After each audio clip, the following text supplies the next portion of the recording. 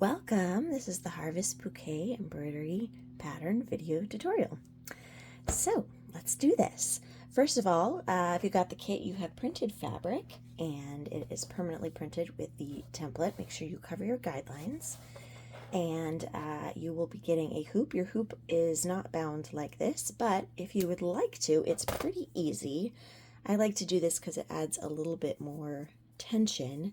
So you can see all I've done here is I've wrapped a scrap of fabric around like so. I didn't even make it all the way. Hopefully you make it all the way, even though I didn't. I kept it. And this will help maintain more tension. These hoops are really great because they have the notching here, so you can actually use a screwdriver and really get in there and get nice and tight. When I'm done, I remove the binding, or I just keep this hoop for working projects and have another hoop that I use for framing. Let's pretend this is a hoop I'm going to be working in. Once you do have it hooped up, be sure to just go around the edges and make this as tight as you can. I need to tighten this first. Tighten. Go and tighten. All the way around. You want it so nice and tight. Drum tight. Come back at the top. Tighten more if you can. You should be able to hear it like a drum. That's really going to help prevent warping and make your embroidery a more pleasant experience, in theory. Okay, let's talk about floss really quick. So if you have the kit, you're going to have a floss card. It's going to have lengths of thread, and all of this thread is 6-ply or 6-stranded. So if you kind of fray the edge, you can see how the 6 come out. So your instructions are going to tell you how many of those to use. A lot of them you just use all of it. You don't need to do anything. If you are, for example, doing the leaves, you're only going to be using 2 strands. So you're just going to be pulling those 2 strands out. Ooh, focus issues. Relatable. So be sure to follow in the instructions and be using the correct number of ply when you are stitching. And actually, when we get to the turkey work, I suggest using a doubled over length. So this is my 6-ply doubled over. So really there's 12 here that we'll be stitching with. Usually when we stitch, we kind of have this tail. So I have this 2-ply doubled over, but I'm only stitching with this here, right? And then as I need it, I will be pulling on my needle. This length is so excessively long. So as I stitch, I'll be doing this, right? Excellent. Okay, that is thread. Oh, I was going to just mention anchoring really quick. When I first start, I do start usually with just a little knot tied at the end. Something simple like this. And then as I continue, I will just weave into the back of my stitches and use that as an anchor. Or you can use knots. Lots of ways to do that. And it's okay if the back of your work looks like this. I will not tell anyone. We're in this together. Let's stitch. Great. So we're going to start with our large leaves. Oh, I feel like I'm upside down doing this. Usually I do I feel too upside down. We're going to do this leaf instead. I'm disoriented. Okay, so I like to start at the top. We're just going to do each half of the leaf a different color using satin stitch. So I suggested using 2-ply for this. You could use fewer. If you want to just use a single ply, it'll take you a little longer, but that would be a lovely modification. Looks like I missed a spot, huh?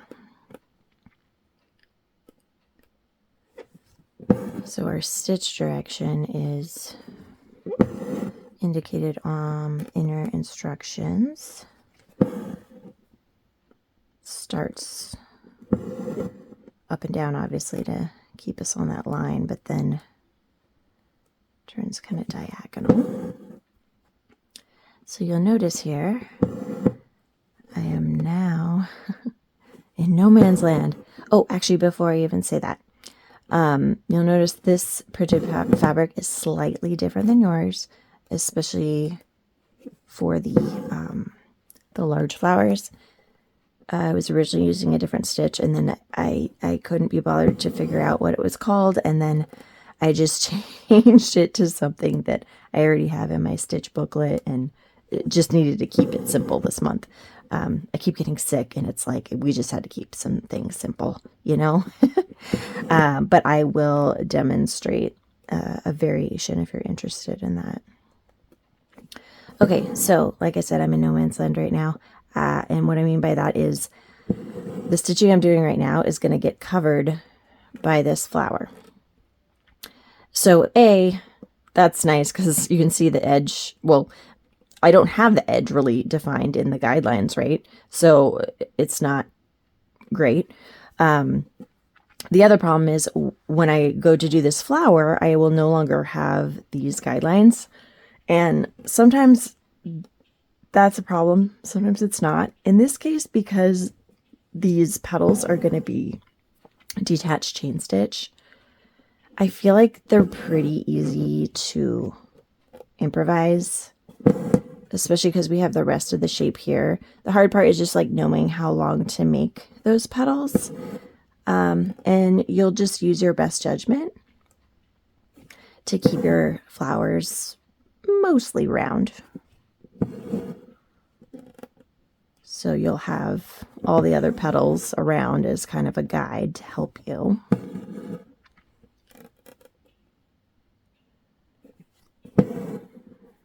So there's, let's see, is it in the frame? Yeah, right out of the edge of my frame here you can see, here's an example where we have a different kind of flower that's going to be on top.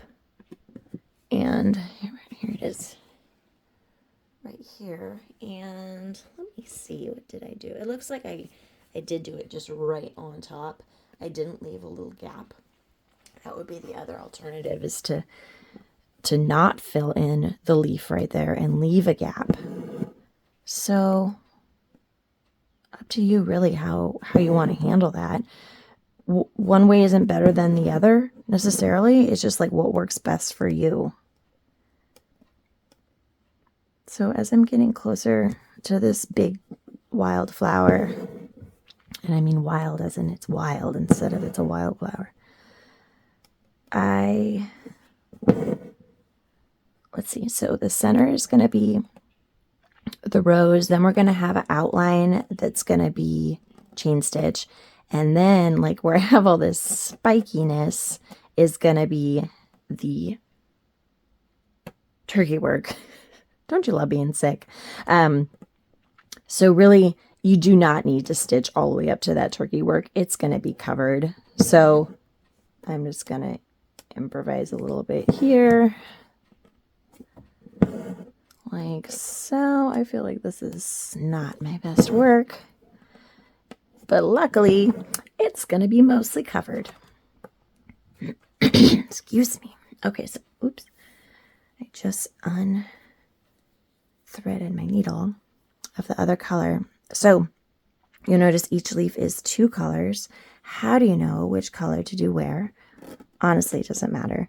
But if you'd like to have some kind of rule of thumb, I did this lighter green on the sunny sides of the leaves. So if you want to have a sunny side of your leaf, usually that's going to be top side, and then you can either decide that your sun is towards the left more or towards the right more. Sometimes you have a leaf that is directly up and down, and then how do you know which is the sunny side, right? So just choose left or right for consistency.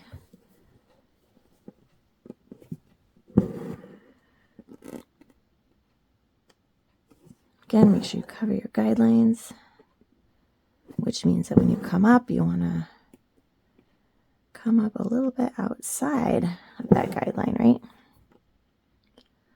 So that it will be covered.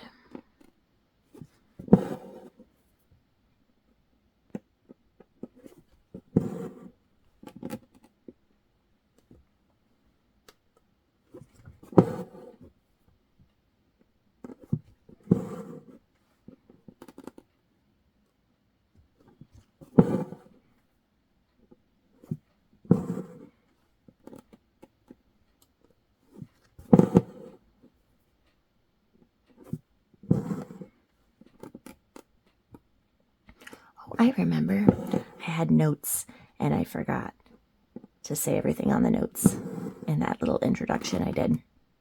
So if you find you're having difficulty with any of the stitches in this sampler, and well, there's a couple things I can say about that. Okay.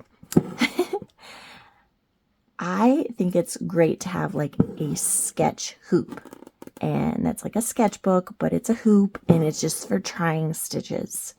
So try the stitches on your sketch hoop, practice a little.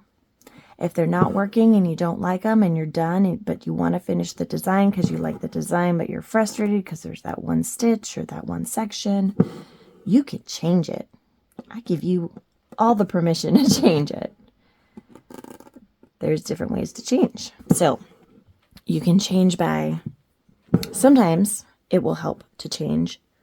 Where's my scissors? Oh, they're way far away.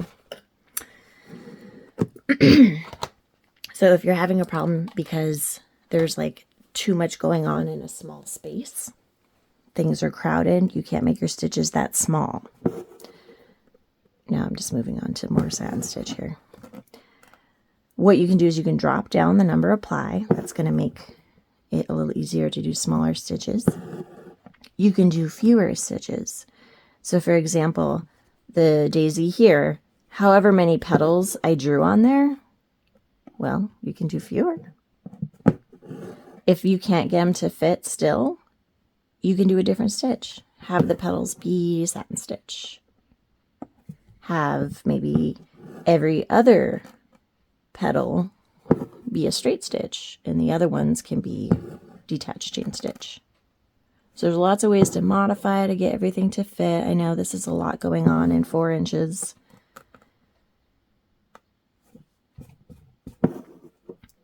Other things you can do to modify.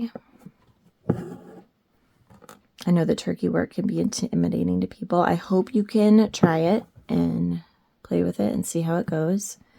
If it doesn't work out, do more of the detached chain stitch for petals there, or satin stitch. And then you can always reach out. I'm always happy to help, so you can send me email. That's usually the best way. So these are the small leaves. We're just doing them with satin stitch. And I just picked these two because they will be the most interesting as we move forward, because we'll have to stitch on top of them a little bit. Satin stitch, satin stitch. Satin stitch is hard. You really want to, at the beginning I was talking about the tension of your hoop. That's really important because when we're doing satin stitch, it's very easy to pull too hard on our satin stitch. And if we do that, we can start getting puckering on the fabric. So,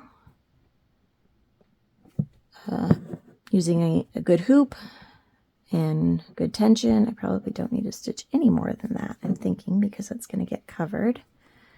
So I'm going to weave, trying to weave from beneath. Well, that was a fail. Okay, we'll move on.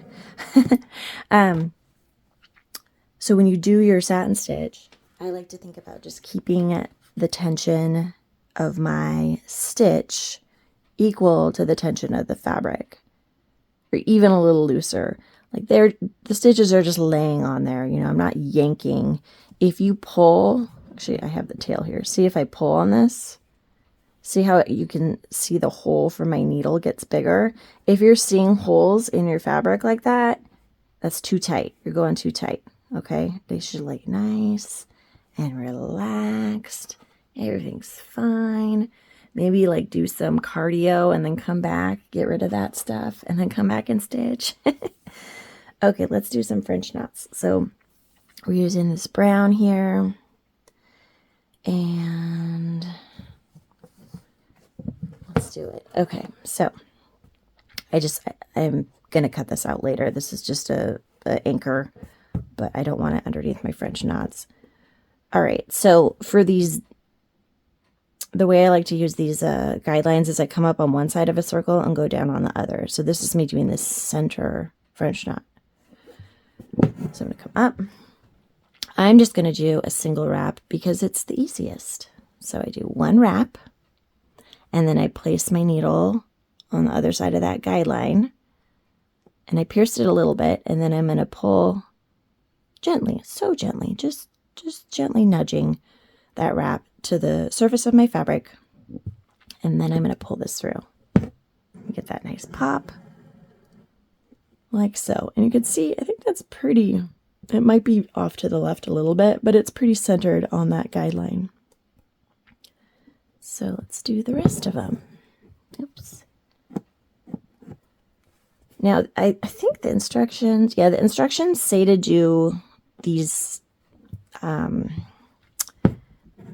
decorative French knots off to the side, to do them last. But honestly, it makes a lot more sense to do them as you're doing these center flower. What are we doing? We're doing daisy centers. Oh, words are hard. So since you already have the brown going, you're already doing French knots, it's a good time to do them. Or save them for the end. You can even do different colors if you want. Like wait till the end and see what colors you have and then add even more. So if you're not into French knots, you could use beads. That's a fun one. Or a different knot like colonial knot. I can demo that here in a sec. Again, I really think just doing the single wrap will make it so much easier. Some people try to do 2 or 3 wraps, and whew, it's a lot. Okay, let's see if I remember colonial knot. Usually I have to look it up. So we'll see though. I did it in the new stitch deck. Hopefully I did it enough times. So we poof up our thread. Oh my word. And then we like make a tunnel, right? Like so, and then we cross over like this. It's much easier to just demonstrate straight than to try to come up with the words for what you're doing. So we create this crazy 8, right? And then we do kind of the same thing where we bring our needle down. Oh, that's not looking good, is it? Let's see. Let's see how it comes together. It was all right. Let's try again.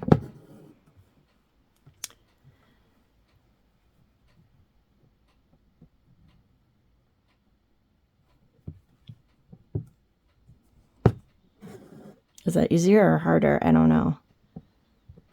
I feel, well, I definitely don't have as much practice with those as I have with my French knots. So my French knots look a lot more consistent. All right, let's move on. Let's do our petals for those daisies.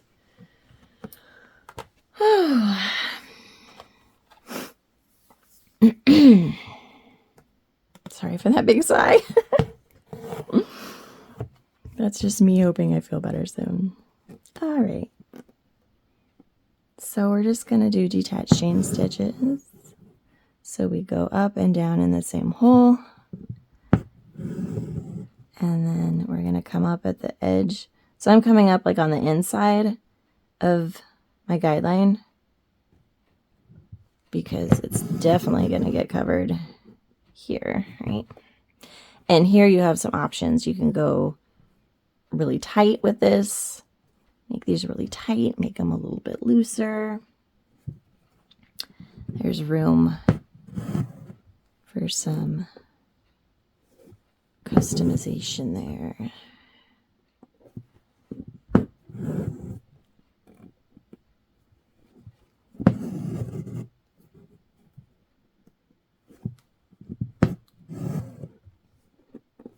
Oh, I feel like that was weird. It's fine. So here we're going in a little bit. Where we have to kind of decide where was the guideline before I covered it. Luckily, like I know we're trying to make a round, like a circle shape here with all these, but flowers in nature have variation, so it's okay if you end up with some petals that are a little longer than others.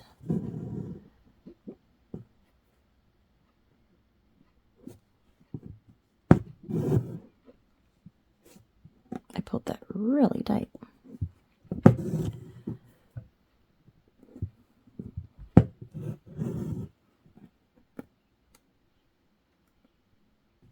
So one thing, so you can see when I come up, like when I come up right here, oh, it looks like I pierced. So obviously we have all the strands we laid down, right?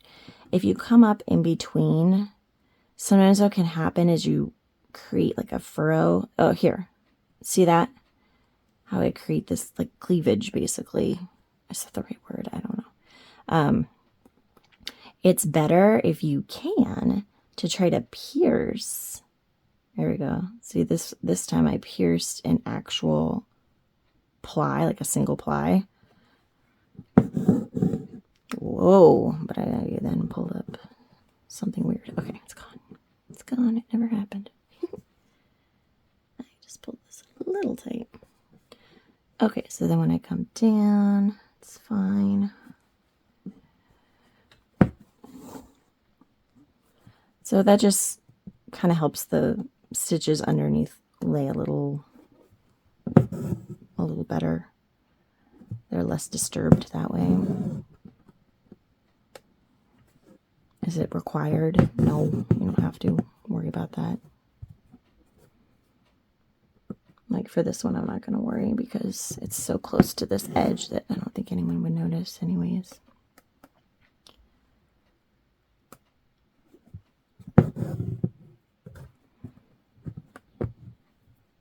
So when I film, I use this clamp to hopefully keep everything still so it's easier to watch. But the drawback for me is that I cannot see what's going on the back side of my hoop. So as I stitch, I just like trim the tails of whatever I last did, and then they frequently end up getting pulled forward because I did not really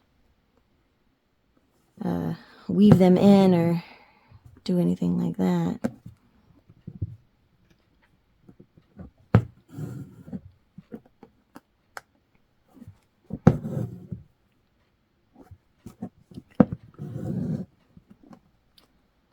So here's another example. See where I want to be. I just can't get there. There we go. Uh-oh.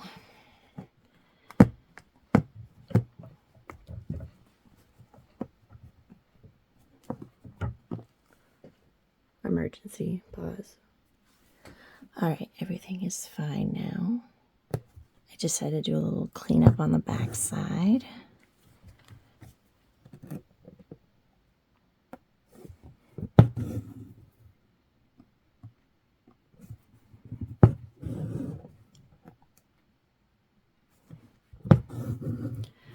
Okay, I think that's enough of that. You get the idea of what we're doing. Wow, there's some of my hair. Fantastic. All right, moving on. Let's do this little flower here. We are going to do padded satin stitch. So it's up to you what stitch direction you want to use. I decided to just keep mine like all horizontal. So to start, I did like a small little section of vertical satin stitch, like in this very, very, very center, that it's just going to get stitched over. So you can just hide a couple stitches under here.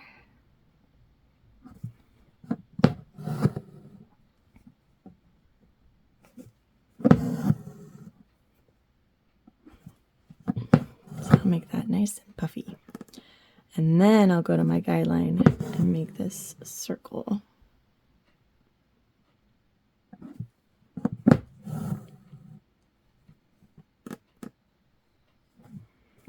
And be really chill with your tension here.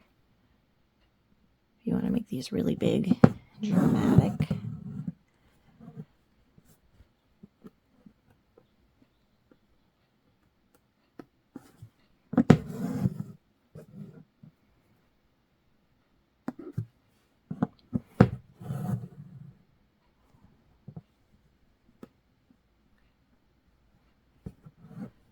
That's awfully big and dramatic. I'm trying to decide if it's done or not. I feel like I could keep going, but then sometimes you can make kind of a monster if you overdo it. And you can keep having to fiddle with it. Oh, see there? That's good. That's good. Don't touch it. Don't move. Okay. All right. So now we're going to grab our off-white here, and we're going to do some fly stitches. So to do that, this is where it's pretty tight. These are very small stitches.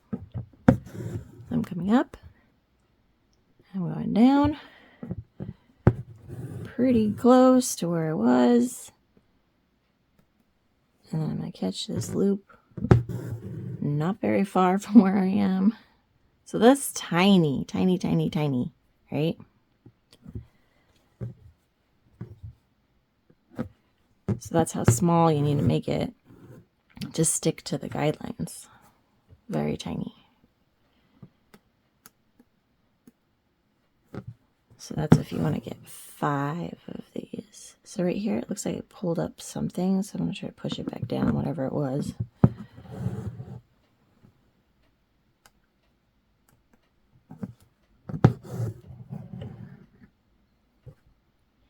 Itty bitty.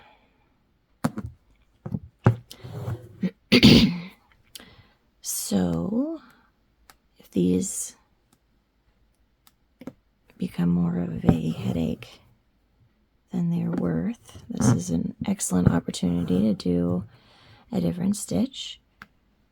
You could do mini satin stitch leaves or petals, green petals. Let's see, I've made myself some kind of knot in the back. Yep. Okay.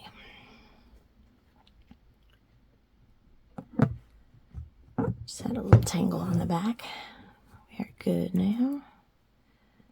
Alright, I'm skipping to this top one because I don't really know where that side one's going.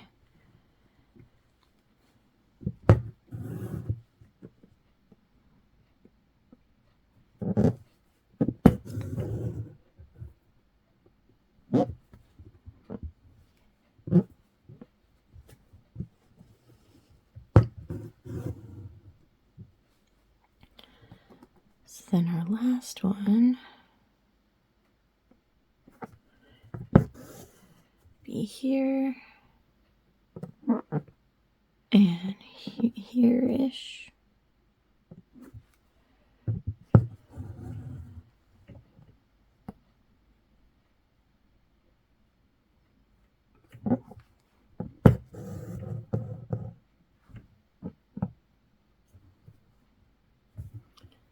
Excellent. You did it. We're almost done, I think. We need to do our big flowers. So let's see. Let's do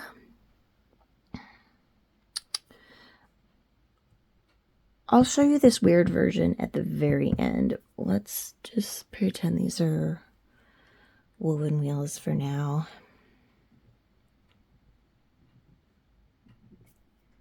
Just using a pen. Nice and classy. Okay, so for our woven wheel, we're going to start with more French knots. I'm going to do 2 wraps on these. To make them a little bigger, you can do single wraps. If you're ready to try double wraps, go for it. They'll just be bigger and a little harder to pull through. but they're going to be kind of covered up. You could do a different color in the center if you like. Just went with this nice red. All right, so from here, I'm going to do my 5 straight stitches. If you can get your if you can get your French knots more centered than I did, awesome. Not bad for sketching with a ballpoint pen.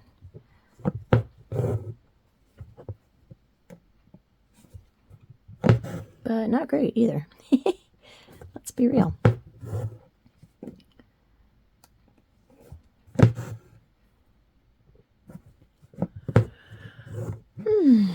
All right. So you can come up anywhere. Let's come up here. And then we'll start weaving. So I'm going to go over, under, over, under, over, under. All right. All the way around.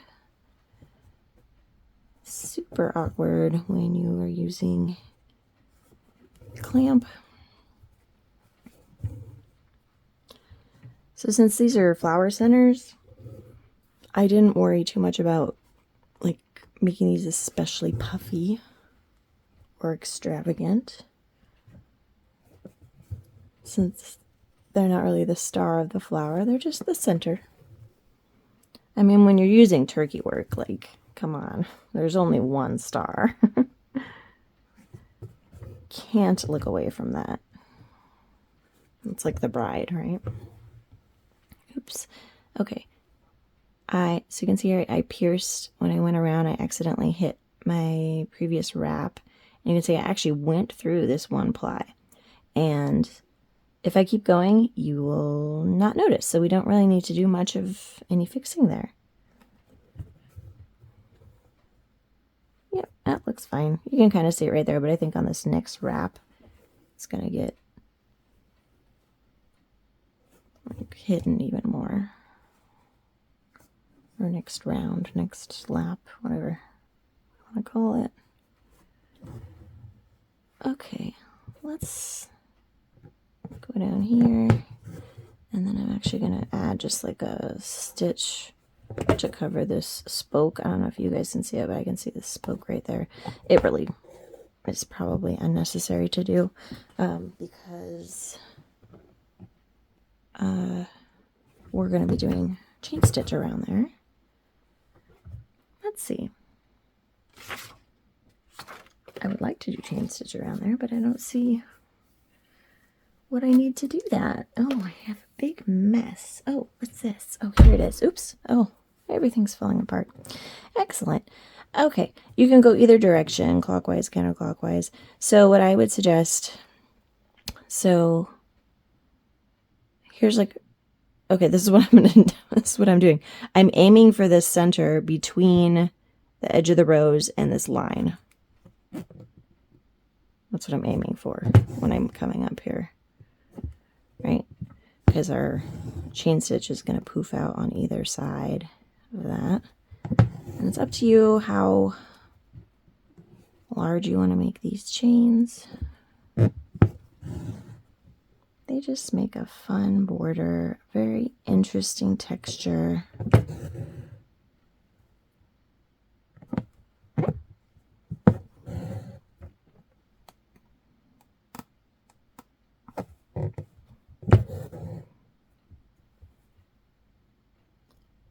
And there's room to either make them very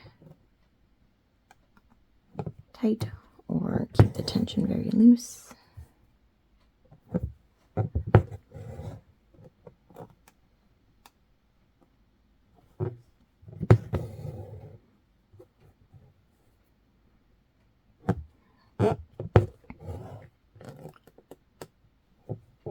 So I mentioned brides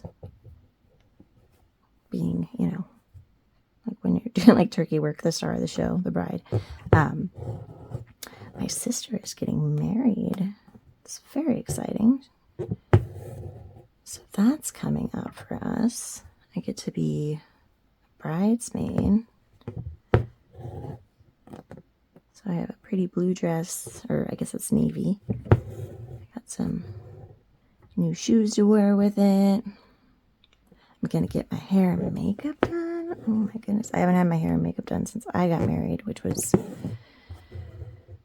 13 years ago. So it's obviously not about me, but I am excited to get my hair and makeup done.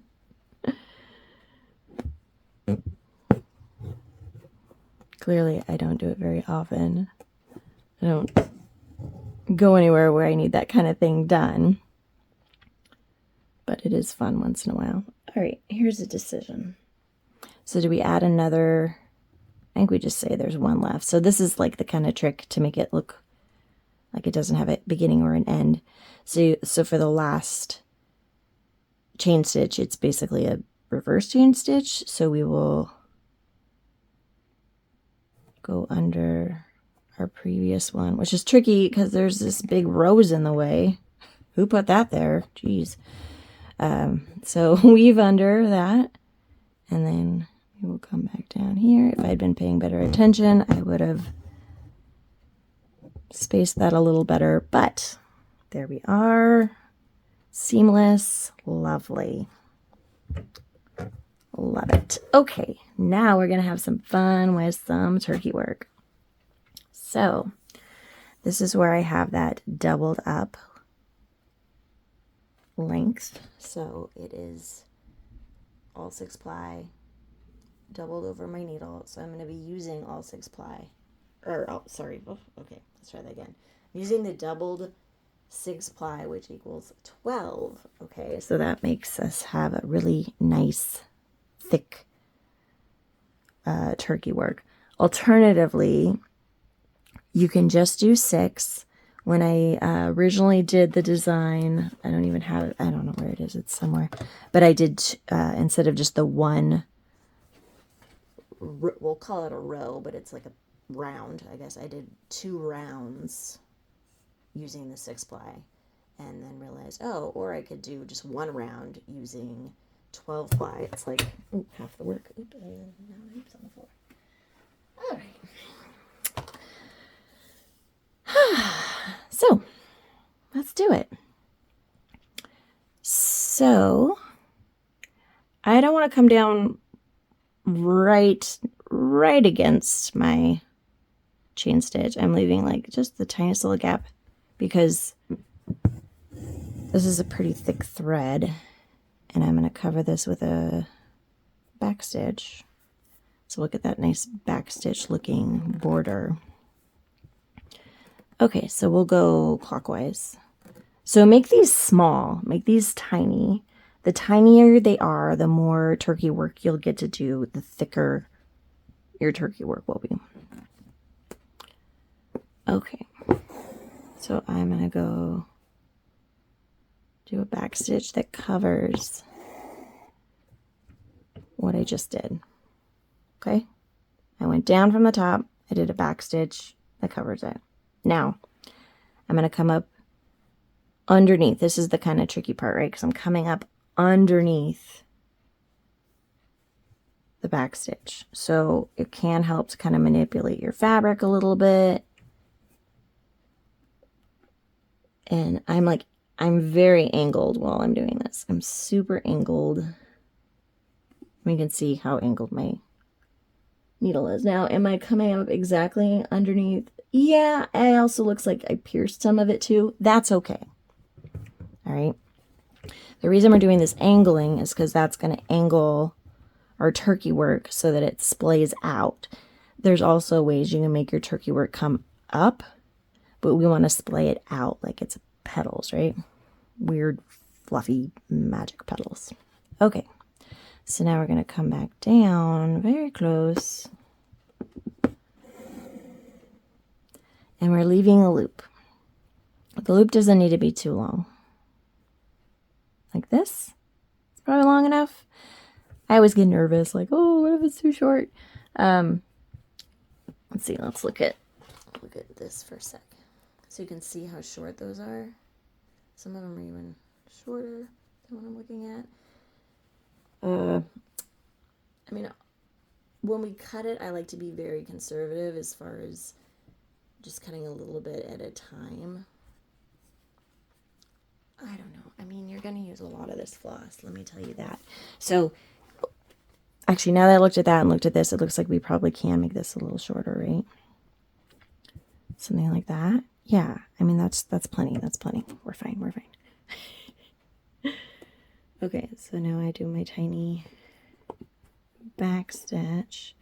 So I don't know if you noticed, like my guideline kind of disappeared. It was supposed to be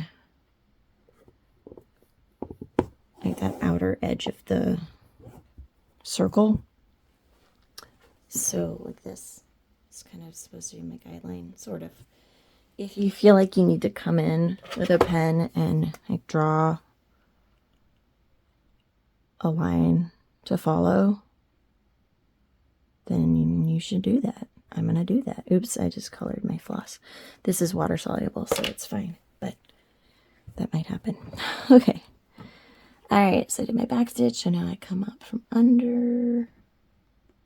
So you can probably see why you only want to do one round of this, right? So it can be time consuming. Let's see, I pulled up something. I pulled up some of that white thread. Oh yeah, a big knot of it. Somehow, oh, here it is. It's just on my, oh, we don't need that. It was just the leftover from when we did that chain stitch. Okay.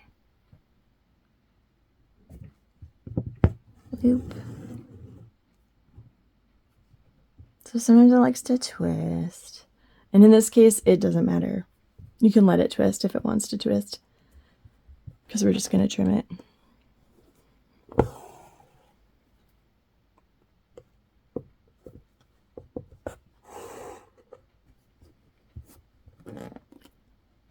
Come up from under.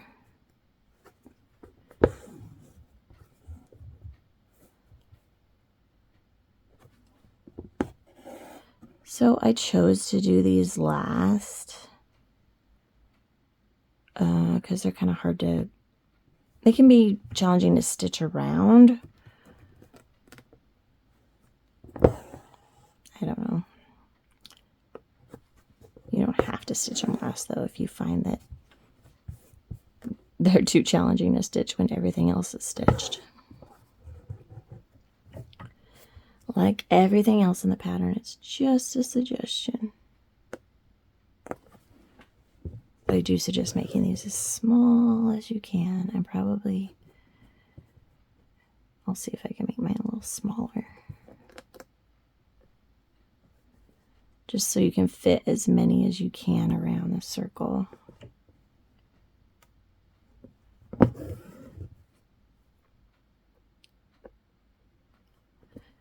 And pay attention to this back stitch you're creating, right?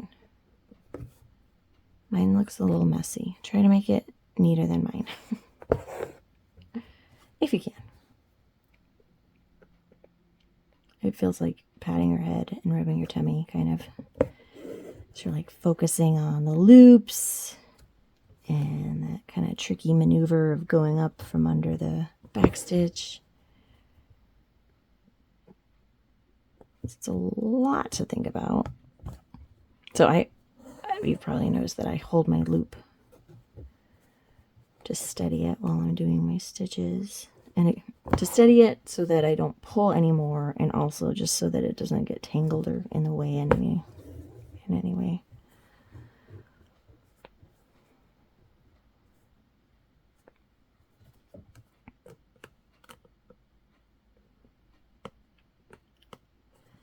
So I think I will stop here just to show you how to trim this. So you want to actually go all the way around. Sometimes I don't. Sometimes I get impatient. I want to see what it looks like. But I'm just stopping for demonstration purposes here. So we're going to trim all these loops. Like so. One thing you can do, especially if you're going to need to rinse your design anyways, this is a good time to do it after you trim these. Like for example, mine, I would need to rinse because I have my blue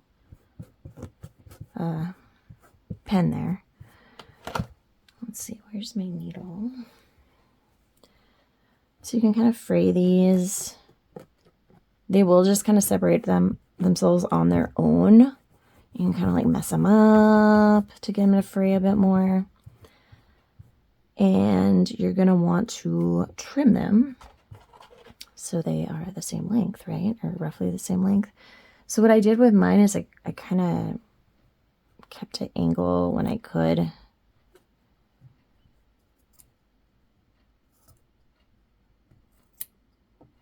And this is like if you cut your own bangs, you know, you can't uncut them, okay? So you just do a little bit at a time and like, okay, that clearly wasn't enough, so let's do a little bit more over here to make it match the rest. And try not to cut any of your other stitching while you're at it. No big deal. A lint roller really helps to clean all that up. Definitely recommend a lint roller.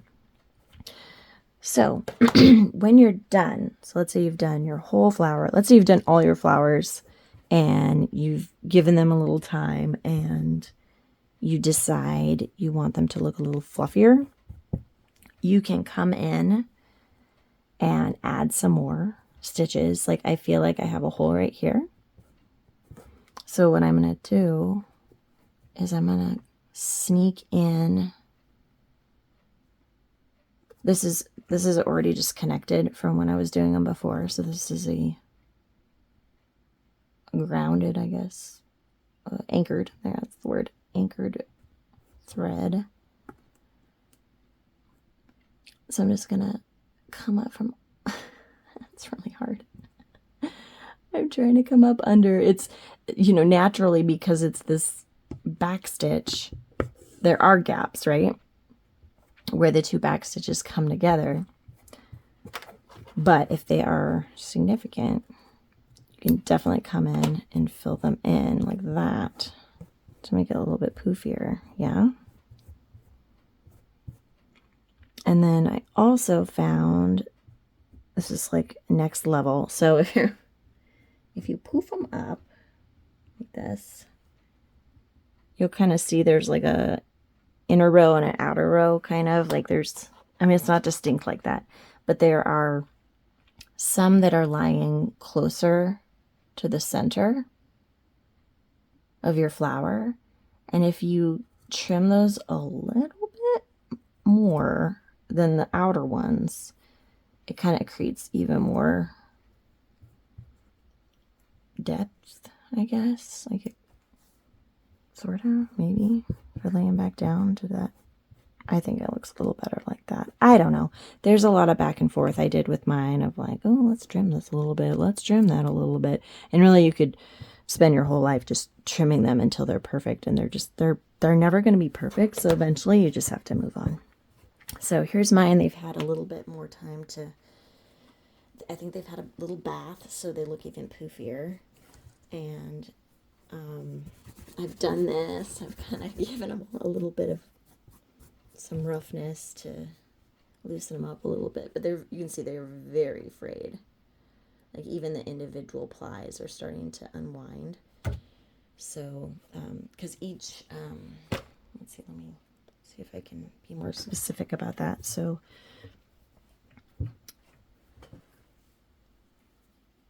here's 6.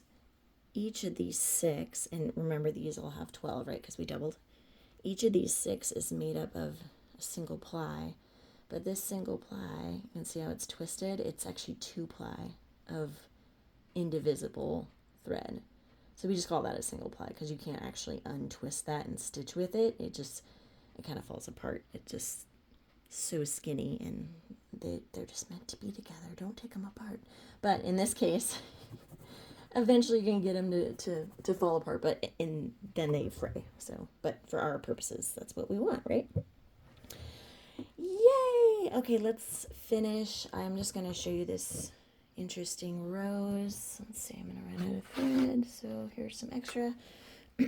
So I saw this on, I think I saw it on YouTube and then I didn't bookmark it. And I'm not good at like listening to things with the sound up. I'm usually like hiding on my couch pretending I'm paying attention, but I'm actually playing on my phone, and so I have the sound off, right? And so I don't know what they were saying, but this is my interpretation of this this rose. It ends up looking very, very similar to a woven wheel rose. So you want to think of this as like two separate triangles. We have we'll call it the blue triangle, and then we'll call it the brown triangle. This is brown, whatever it is. So we'll do blue triangle first, and we'll treat it like a back stitch, right? So we'll go from here to here, and then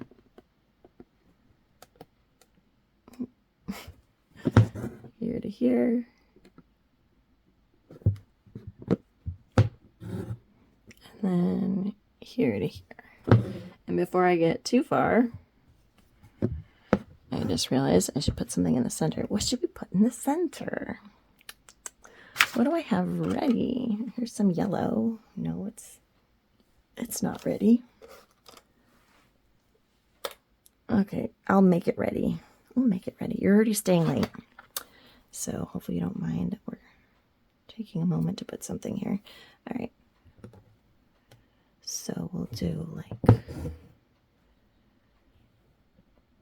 just a couple of French knots in the center here.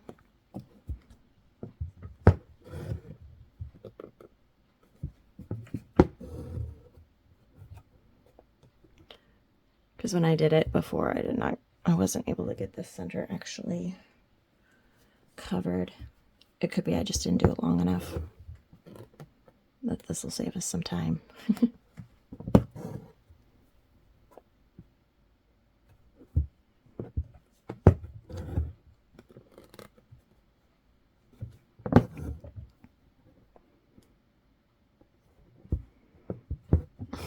Oh yeah, exactly in the center, aren't we? What is this? What is this?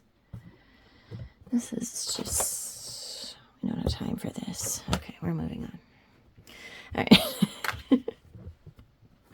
Get out of here, weird fuzz. All right, so I did, let's see, this is right. Okay, so now we're gonna do brown triangle. And actually what I'm going to do before I forget, because eventually you kind of forget and lose yourself.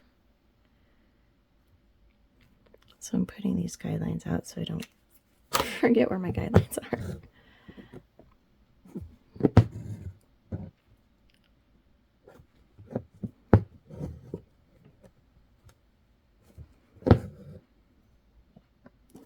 All right, triangle. Brown triangle. All right, so now we do blue triangle again. Same holes as we did before. Now you can't tell which is blue and which is brown. Upside down triangle. We'll call it upside down triangle. It's blue triangle. So here it starts to get tricky, right? Because we're putting so many stitches in the same hole. Let me grab my other red thread. Side out. Okay, so now we do right side up triangle.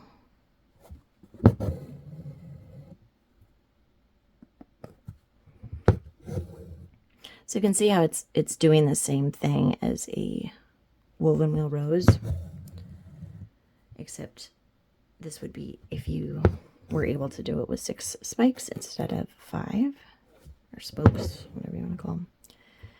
And when you do the weaving, you're going underneath just a spoke, right? But here we're having to go under fabric. So this is actually going to use a lot more thread. A lot more thread. I think that was part of the reason too. I decided like, save some thread. But it's kind of cool, right? Where am I? Very easy to forget what you're doing, especially if you're talking about who knows what, like me.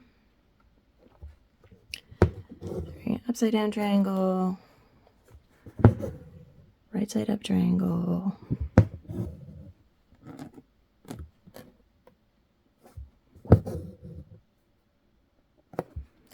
I'm sure you can do a lot with the tension on these.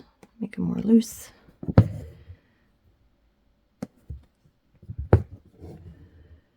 Right, upside down triangle time.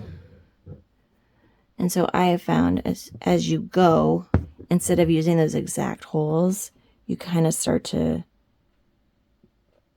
go a little to the edge instead, a closer edge to you, so that you can kind of go in a, you know how to really do the back stitching method. Okay, that was an upside down triangle. Are you lost? I'm lost. So now we'll do a right side up triangle.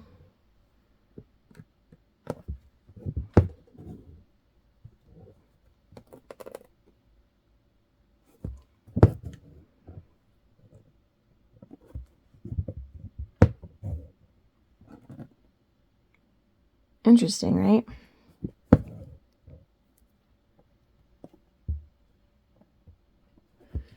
Next would be upside down triangle, but I'm pretty out of thread. So you can see it makes a nice rose. I feel like it would be useful to keep going a little bit. I have this weirdness that looks like it wants to be covered here, but it's nice. I feel like it's because it's based off of essentially 6 spokes instead of 5, if you want to kind of translate it to woven wheel rose, it is a bit more neat. It's different, right?